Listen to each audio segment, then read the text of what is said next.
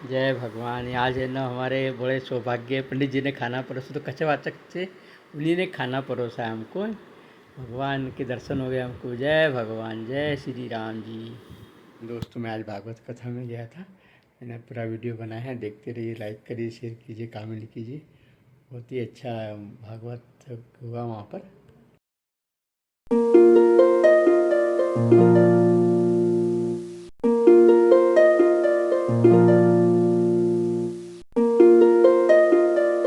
सुदामा जी आज इतने गरीब है, साथ के चार चार बच्चे थे उनके घर, और नाम था पत्नी का सुशीला जी।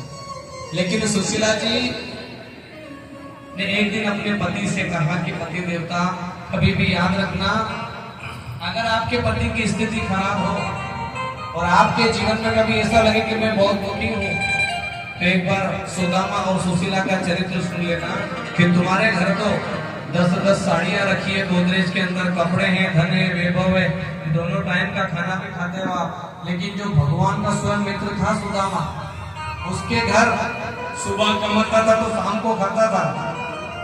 और कभी कभी तो माँ बच्चों को बोलती थी कि बेटा आज बहुत अच्छा दिन है, आज हम सब व्रत रखेंगे, क्योंकि घर में कुछ था ही नहीं। कल भोर की चिंता में रात नींद न आए, कल भोर की चिंता में रात नींद न आए। रावण नहीं मारना रोटी है कमानी, रावण नहीं है मारना है कमानी। अरे हम राम तो नहीं है मगर बात भी सच है, हम राम तो नहीं है मगर बात भी सच है। हर आदमी की होती है एक राम कहानी, हर आदमी की होती है एक राम कहानी। मुश्किल थी संभलना ही पड़ा घर के वास्ते, फिर घर से निकलना ही पड़ा घर के वास्ते। मजबूरियों का नाम हमने सो के रख दिया, मजबूरी का नाम हमने सो। बताते कि तवा भी दो जगह से टूटा हुआ था, जब दोनों तवे को जोड़ती थी तब जाके खाना बनाती थी। अगर आपके घर में खाना ज्यादा बन जाए तो उसको फेंकना मत, क्योंकि कई लोग ऐसे हैं कि जो फुटपाथ पर भूखे सो जाते हैं।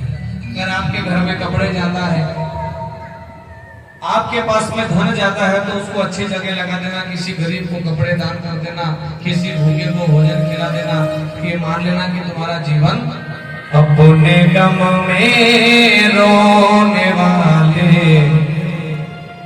अपने गम में रोने वालों मुस्कुराना सीख, अपने गम में रोने वालों मुस्कुराना सीख लो, औरों के दुख दर्द में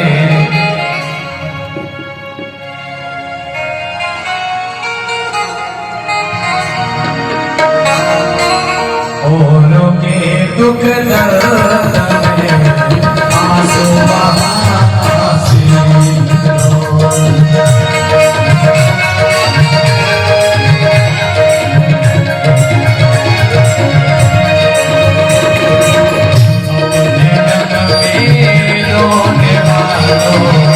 अपने गम में रोने वालों मुस्कुराना सीख लो।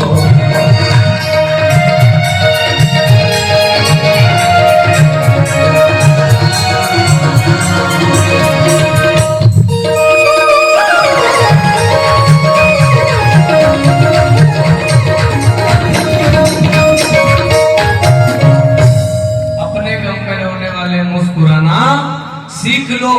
सुशीला कहती थी कि काम करो, या तो आप हम मेरे 4 बच्चों को और मुझे जहर दे करके मार दो। अब ये गरीबी हमसे सहन, अमीरी गरीबी का नहीं है ठिकाना। याद रखना, कभी भी अहंकार मत करना।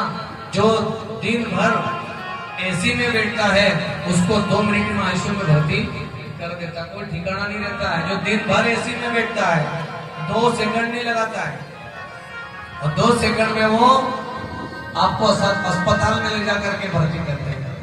लेकिन आज सुदामा की पत्नी कहती है कि निर्मल घाट सुदामा नहाए, बोली उनकी नारी श्री कृष्ण है मित्र तुम्हारे फिर कैसी नाना।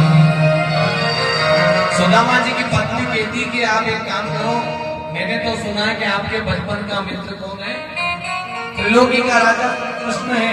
आप जाओ और उनसे जाकर के इतना बोल दो कि भाई मेरी गरीबी दूर कर दे।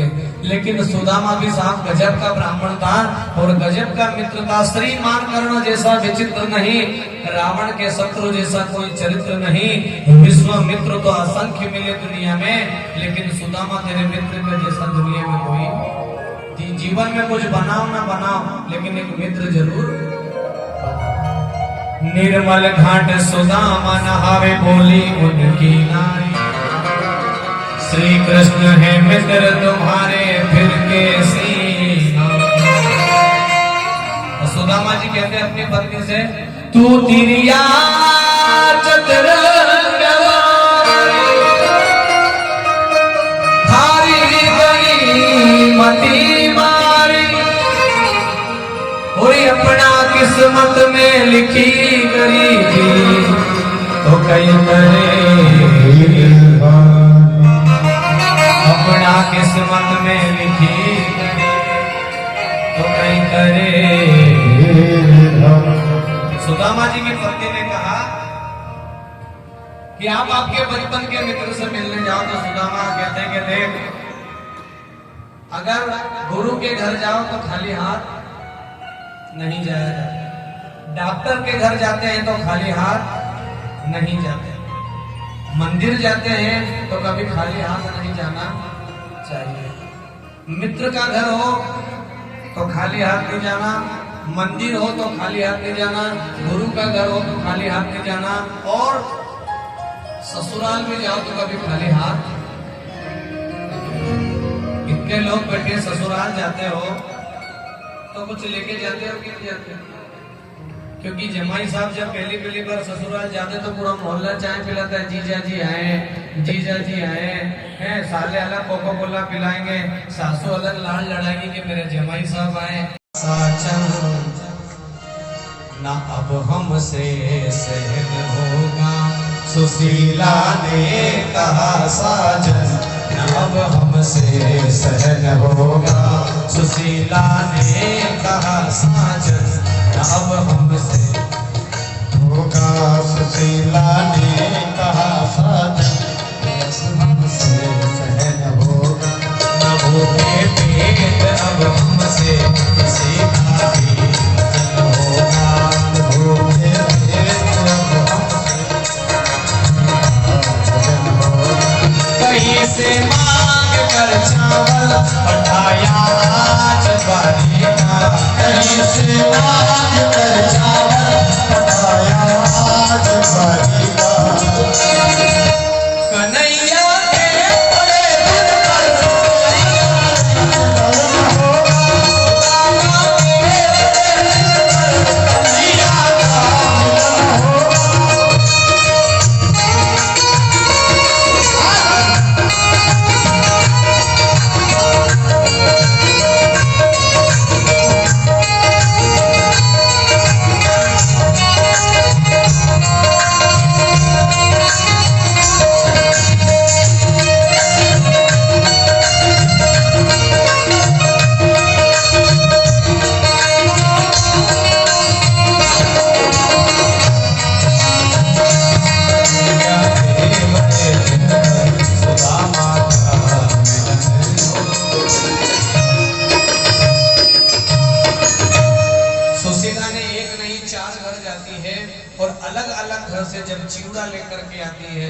और मानो अपनी साड़ी का पल्लू फाड़ती है और उसमें वो चावल बांधा और सुदामा को दे देती कि काम करो, अब आप जाओ और आपका बचपन का मित्र जब कन्हैया आपसे मिले तो एक काम करना, ये पोटली उनको दे देना कि तुम्हारी भाभी ने ये पोटली भेजी।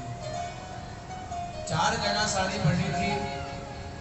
एक काशी के घाट पर राजा हरिश्चंद्र की पत्नी तारा की साड़ी पड़ी थी, जिसने अपने पुत्र को जलाने के लिए साड़ी का पल्लू फाड़ करके और उनको कर दिया था। दूसरा सीता जी की साड़ी पड़ी थी कि जब उन्होंने अपने हरण के समय अपने आभूषणों को एक कपड़े में साड़ी के पल्लू में बांध करके नीचे फेंका था।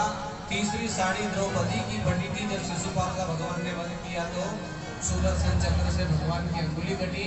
और चौथी साड़ी सुदामा की पत्नी सुशीला की पड़ी थी कि जिसने मानो अपनी साड़ी का पल्लू फाड़ करके और उसमें 4 घर का चिंदा।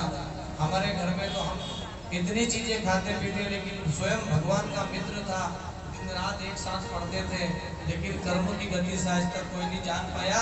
और हम क्या ही दान कर देंगे। जिस राजा हरिश्चंद्र ने सपने में अपना सब कुछ दान कर दिया था और सुबह जब अपनी राज्य सभा में वो दान का सपना सुनाई रहे थे कि वही महाराज आते हैं और सब कुछ दान लेकर चले जाते हैं। तो चौथी साड़ी सुशीला की पड़ी थी कि अपनी साड़ी के पल्लू में चावल का चिवड़ा बांध करके और सुदामा जी के हाथ में दिए कि आप जाइए।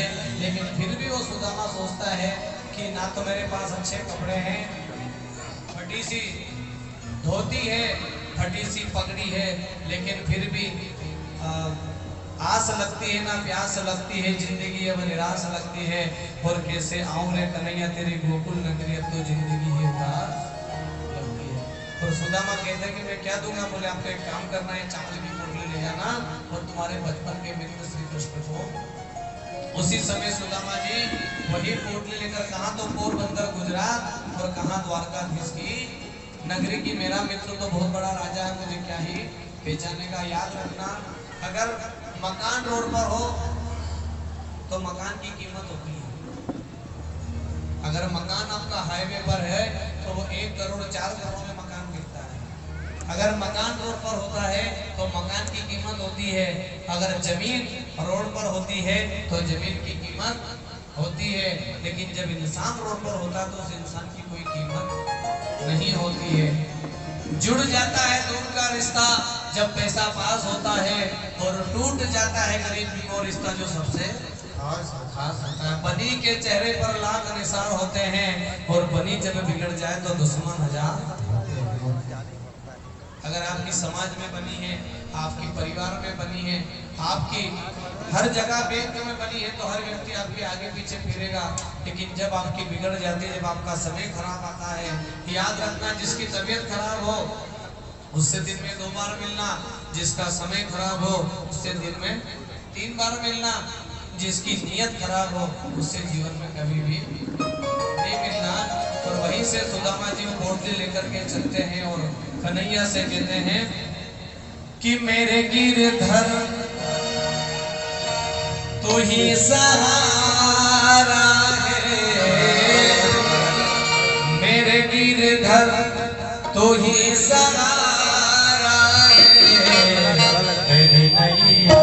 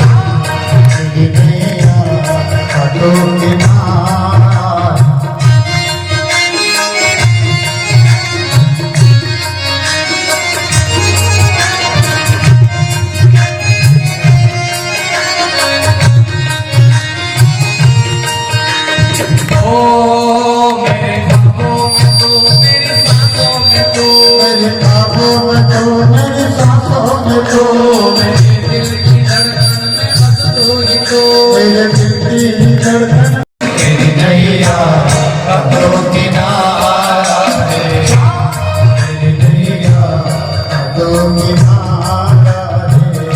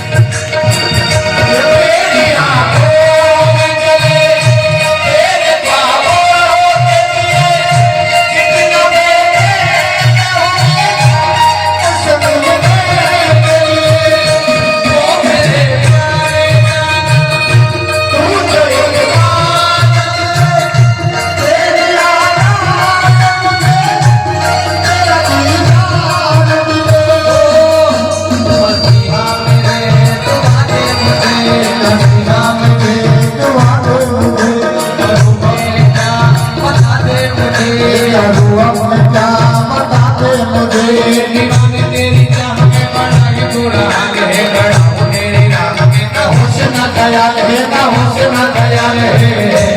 तेरी नैया कब्रों किनारा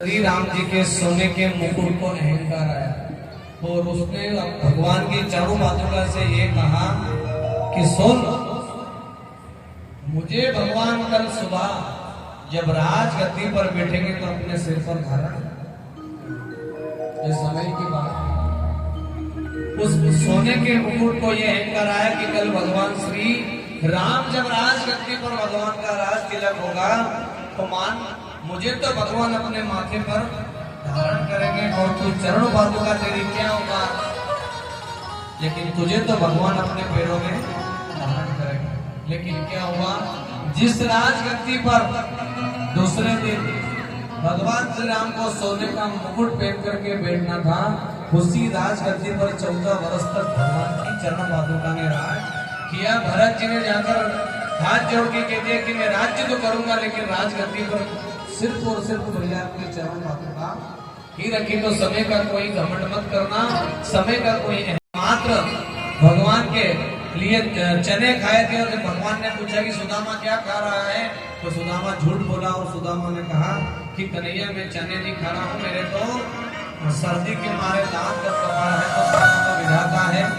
भगवान ने कहा रे सुदामा, जैसी तेरी करनी वैसी तेरी भरनी, जो तू बोले वही ठीक है, लेकिन वही समय आया कि सोचो सुदामा जी एक साथ पढ़े, एक साथ सोए, एक साथ खाना खाया, सब कुछ करा और भगवान के साथ जब रहे तो भगवान ने गरीबी दी। सोचो जब सुदामा ने इतने से चने खाए थे तो भगवान ने 13 साल की गरीबी दी, तो अपन भी तो अपने अंदर झांक करके देखना कि अपन ने कितने गलत काम करे हैं। ये कभी घर जाकर के सोचना, जिस दौलत पर तुझे